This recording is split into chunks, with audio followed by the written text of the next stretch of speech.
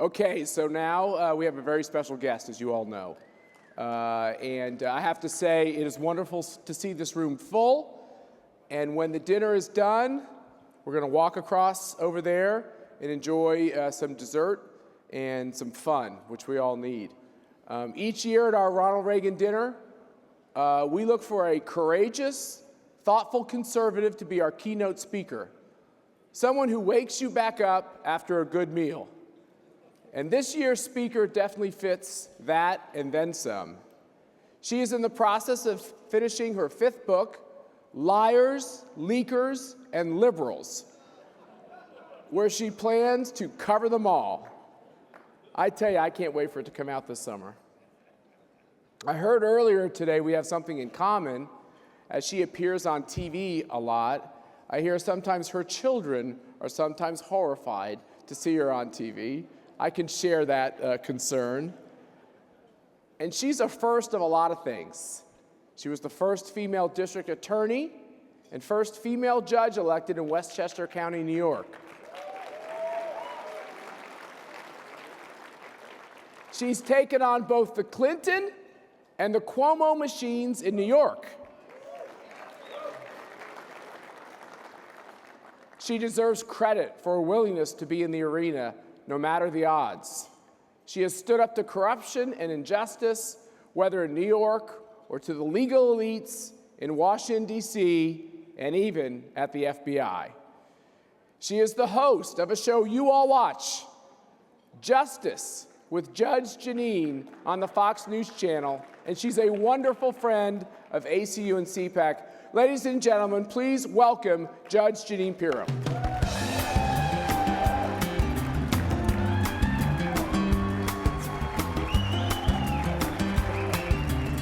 Thank you.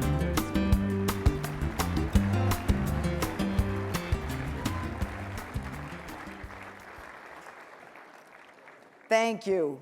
Thank you all very much. I am delighted to be your keynote speaker at this special dinner, but I must tell you, I just said to Matt backstage, how come I didn't get dinner? Isn't there like a dais for us? You'll buy me dinner? Okay. I want to, if it's okay with who, I'm not going to keep going there. I follow a long line of very distinguished speakers, and I am truly honored and humbled to be here in front of you tonight. I am proud to speak to you about American conservative values. It's simple, really. Who are you? What's important to you? Where do you put a stake in the ground? How you answer those questions tells one who you are and what you're willing to fight for. You know, we live in a time when the truth and when reality is diluted to satisfy the masses, where political correctness has so dissipated our values that we can't even recognize the America that our founding fathers envisioned. How did we get so lost? And how do we get our country back? You know, my personal story is a very simple one. I grew up in upstate New York and I worked in a dairy. My family's life was very simple. My dad worked, my mom stayed home, we went to church on Sunday, we said the rosary on Tuesdays. We did, every Tuesday. I was taught to respect my elders, to salute the flag, to obey authority and protect the weak, and to shiver when Sister Euphemia went by with that ruler. I've often wondered about calling her and say, hey, it's me, you still got that ruler? But truthfully, that not only feels like a different generation, it feels like a different planet. Now, I decided to be a lawyer at a very young age, and I became a prosecutor, a judge, and a DA. 3-term elected DA, elected judge. And let me say, thank you, I'm very honored. There is nothing that I enjoy more than presenting my case and making my arguments, whether it was in front of a jury, on Fox News, or when I speak around the country. As a young prosecutor, I started one of the first domestic violence units in the nation. I was passionate. I was passionate about crime victims. I was passionate about the person who, unlike the criminal, never chose to be a part of the criminal justice system. And it's been called the criminal justice system, when in truth, it should have been called the victim's justice system. The victim never wanted to be in the game. And so began my fight to level the playing field between the criminal and the victim, or as I say today, between the politicians and us. Now, I ran for office 5 times in New York because politics was a means for me to attain my goals. Running for office gave me the ability to be an agent of change. And to me, the end game was to protect women, children, and the vulnerable, the silent victims of crime. And yet all the rights and all the emphasis seemed to be upside down on the criminal. And so, politics for me was how I got my message out there. And make no mistake, it's a blood sport, and I have the scars to prove it. But it was worth it, because I was able to fight for laws and fight to make a system accessible to those who never thought they had any rights. And by the way, every time, with the Republican, the independent, and the conservative line.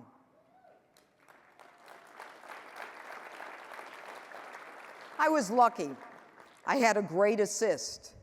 I was lucky to be born, as they say in the USA. Which brings me to my message. Why do people come to America? Why do they flock here? Why? Because we are the greatest country on earth, because we have the right to speak freely, because we have the right to practice our religion, and because we have individual rights that other countries have never even heard of.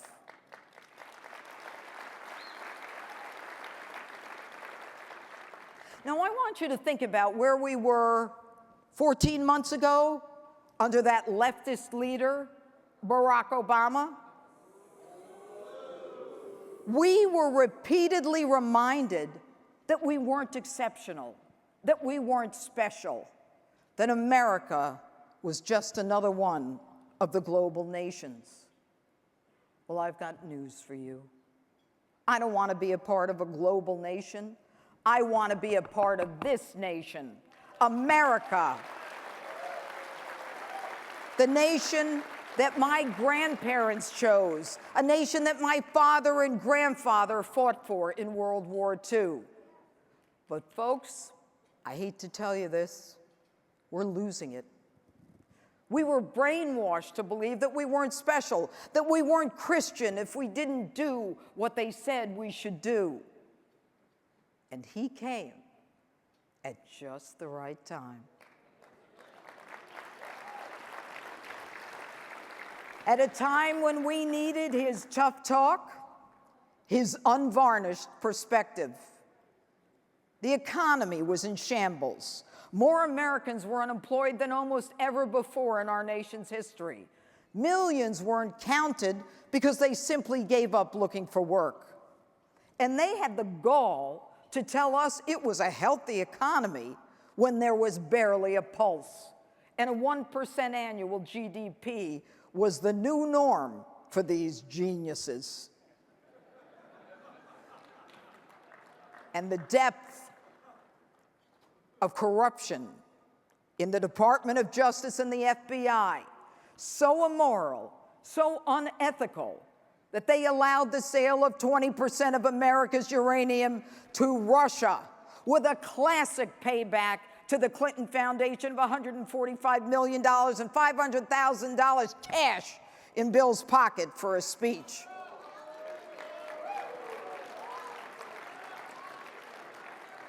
And they want to accuse our president of collusion. And isn't it amazing that every time they accuse the president of one thing, it comes back at them like a boomerang? Like you point one finger and four are facing back at you? You need to think back to the president who couldn't comprehend global terrorism, who called ISIS a JV team, not knowing whether to contain them, to dismantle them, to destroy them, none of which, by the way, he ever did. And as this JV team unleashed its brutal and inhumane genocide on Christians across the Middle East, that man, President Obama, at his national prayer breakfast says, quote, "Unless we get on our high horse and think this is unique to some other place, remember that during the Crusades and the Inquisition, people committed terrible deeds in the name of Christ. And in our home country, slavery and Jim Crow was all too often justified in the name of Christ," close quote. Wait, are you saying that we deserve this? That it's our turn at the stake of barbarity? Oh yeah. He arrived just in time when we needed to be inspired, when we needed a new agenda, when we needed someone that we could look up to. We were desperate for equal justice. We were tired of being told by the FBI and the Department of Justice that all was well with Hillary Clinton, with the foundation, with the emails, with Fast and Furious, that everything is on the up and up. To be sure, he was not your politically correct standard candidate.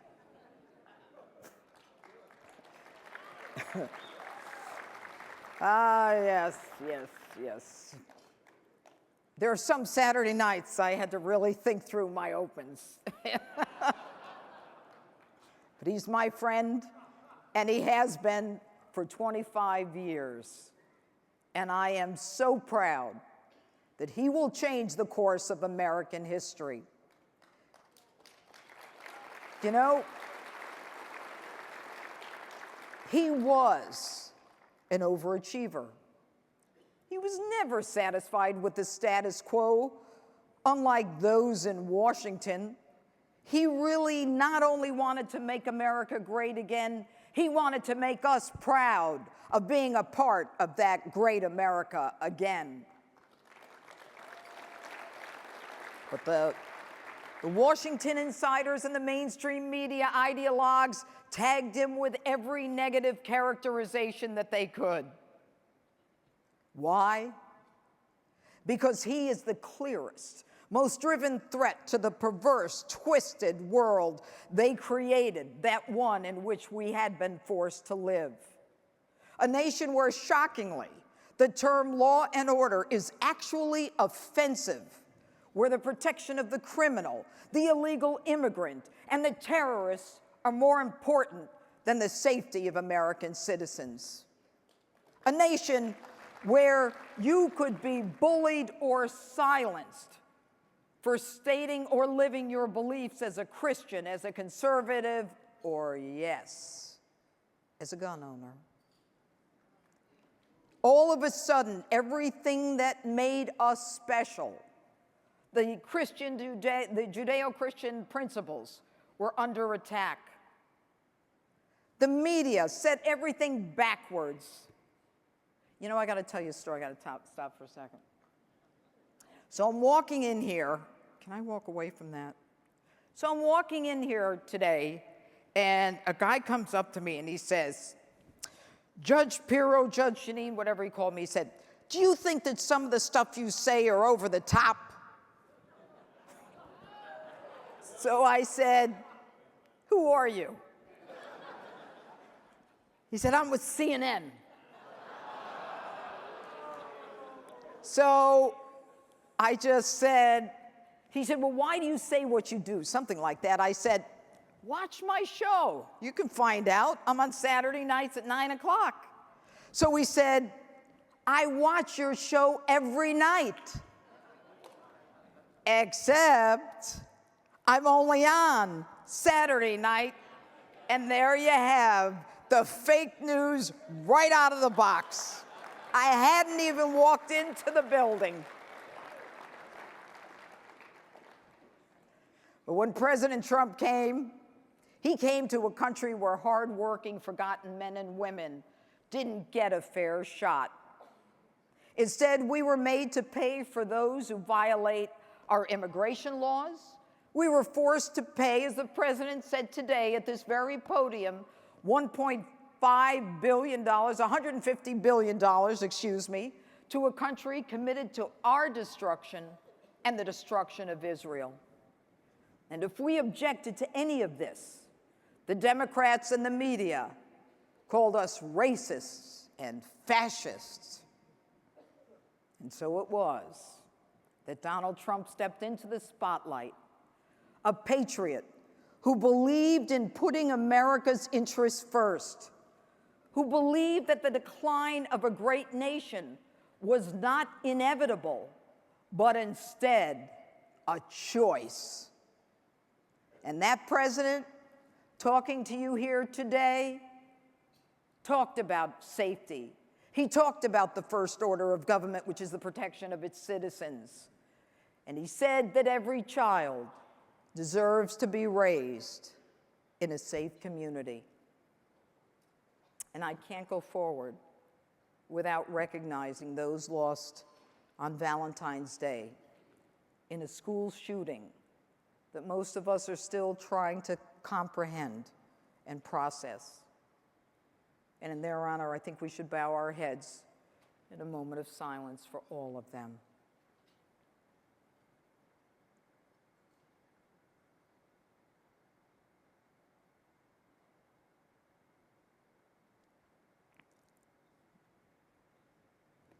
You know, after that shooting, the reaction of many was to take away guns and make schools gun-free zones, which might very well be my reaction if, God forbid, something like this horror and this evil was perpetrated upon my child or family member.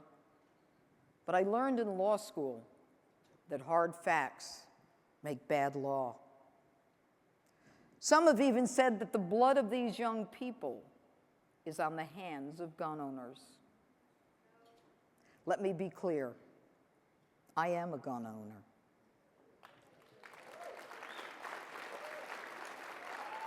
Long guns, handguns, all kinds of guns. And how dare you compare law-abiding citizens who go through the process to legally buy a gun, exercising our Second Amendment right, to the evil mass murderer in Parkland, Florida, a nut job whose signs of impending disasters are missed by just about everybody, in addition to our elite FBI. You know, I once trashed the mother of the Boston bombers. I called her the jihadi mom because she trashed America. And I got huge blowback and criticism, pushback, that I was denigrating all Muslims by trashing her. I wasn't. I was trashing her. But let's turn this one around. You want to blame me for trashing all Muslims because I trashed one person? Well, how about you not blame all gun owners for the actions of one person?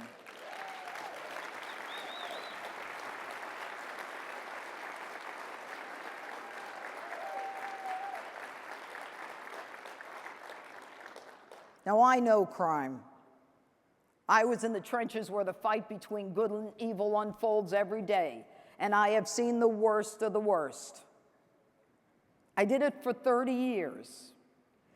And to think that disarming legal gun owners will put an end to gun violence is a joke. And if the Obama administration and the leftists and those who hate guns and our Second Amendment had their way, we could all be like Chicago, possibly the murder capital of the world, of America, where no one is allowed to have a gun but the criminals. They take away guns from everyone but the criminals. And that's the mentality that got thousands of people, victims, including children, killed in the first place. In Chicago, children where guns are illegal are shot at so often, they don't even run when they hear gunfire when they're on the playground. The clearance rate is more than 50%. There is more than a 50% chance that no one will be held accountable for killing, let alone arrested, God forbid, even convicted. We need law and order. We need prosecution.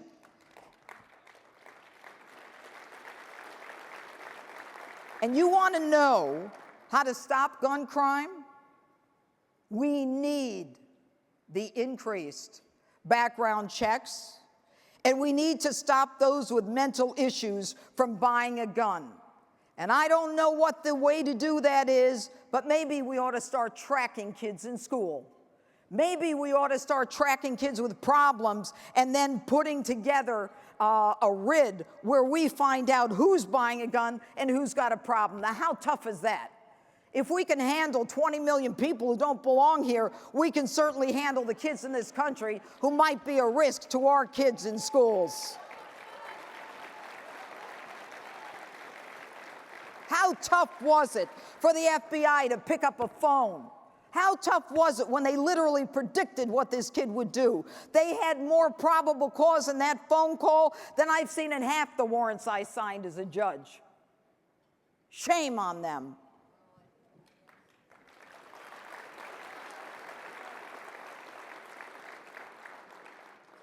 You prosecute gun crimes. You figure out who's buying those guns. You arrest the criminal. And you know what? All this nonsense about we need to insure guns, we need to track guns, we need to register guns, we need to do this to guns. No! What you need to do is stop gun crime and start prosecuting those who are buying guns and using them illegally, and stop being afraid to use the power of the law against those who are looking to hurt the rest of us.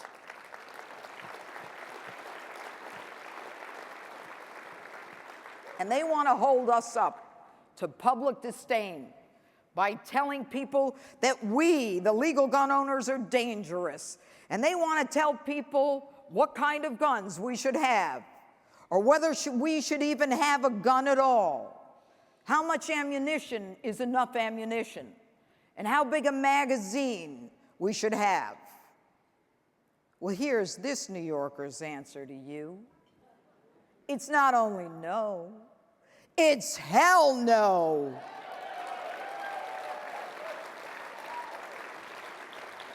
I don't need your permission or your sanctimonious condescension as to the reason why I should have or should not have a gun. I own guns because it's my right. It's my Second Amendment right, and no one in Washington gave me that right. And you're not going to take it away. It's a natural right, confirmed by the very people who founded this nation.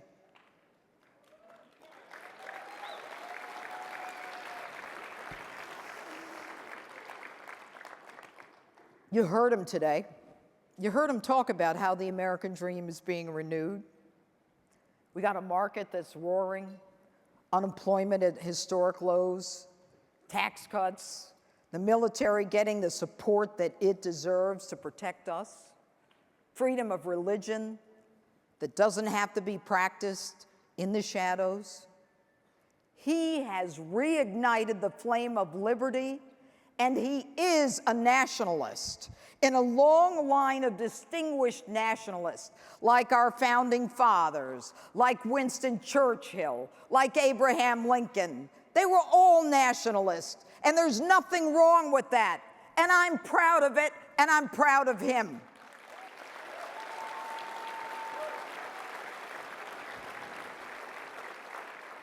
And despite all of this, tonight, we must acknowledge that the struggle that elected this man and empowered this administration is still ahead of us. The struggle is still ahead of us. The opposition, the hate, the lies, the obstruction, the resistance of those who claim to love America is unparalleled in American history. And it is time for the same Americans who helped put Donald Trump in office to gear up for the next revolution. To stand firm in our principles, in our faith, in our love of America, and in the man, Donald Trump. So, if you want to see that shining city on the hill that Ronald Reagan talked about continue to be a shining city on a hill, then we need a man whose views are most like that of the moral vision of our founders, the framers of the Constitution. We need a man whose philosophy is based not on politics, but on moral reasoning. A man who understands that we are born with certain natural rights, rights which we do not get from government, rights which we get from God.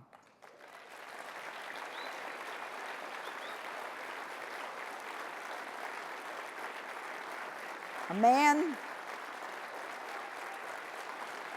oh yeah, a man who understands that government only has the power that we, the governed, consent to give it. And like our founding fathers who gave up family and fortune for a vision called America, we too must be vigilant in protecting her and all that she stands for. It is up to you. 2018 is just around the corner, the 2018 elections. You may have worked hard to get him elected, but strap in. This ride is going to be even bumpier than before.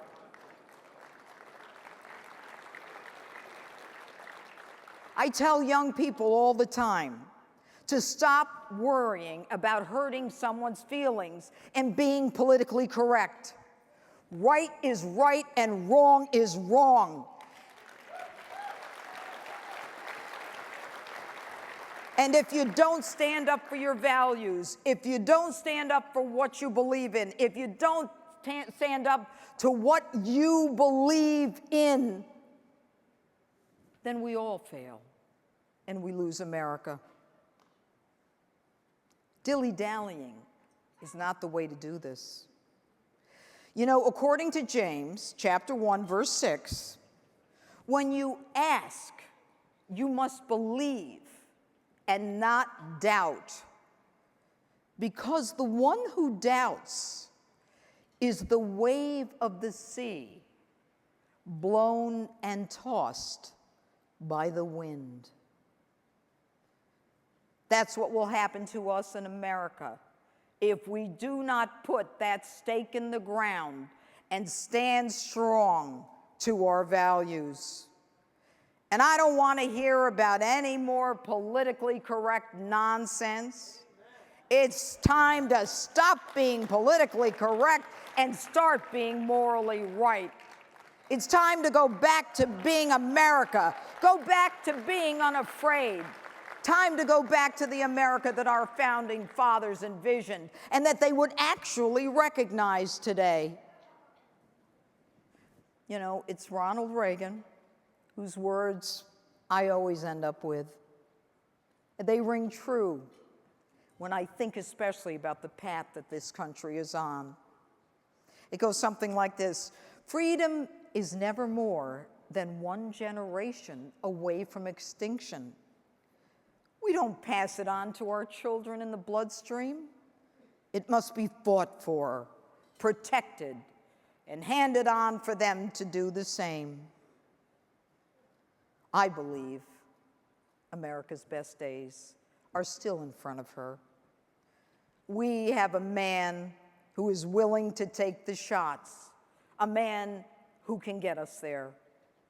So you have a choice. Do you want to go back to the lies, the corruption, the trashing of our Judeo-Christian ethics, and an America overrun by people who actually hate our guts? Do you believe in America? Do you believe in the Constitution? Do you believe in a nation with borders, a strong military? Do you respect law enforcement? Do you believe in law and order? Do you put American citizens before those who have no right to be here and want to hurt us and injure us in sanctuary cities? Aren't the Americans in those cities entitled to justice? If you can say that you were proud to cling to God and guns,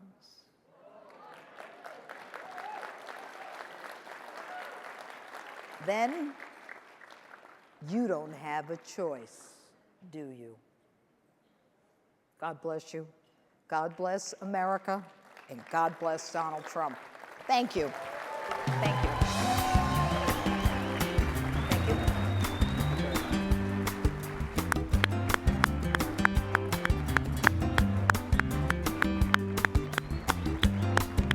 It's fantastic.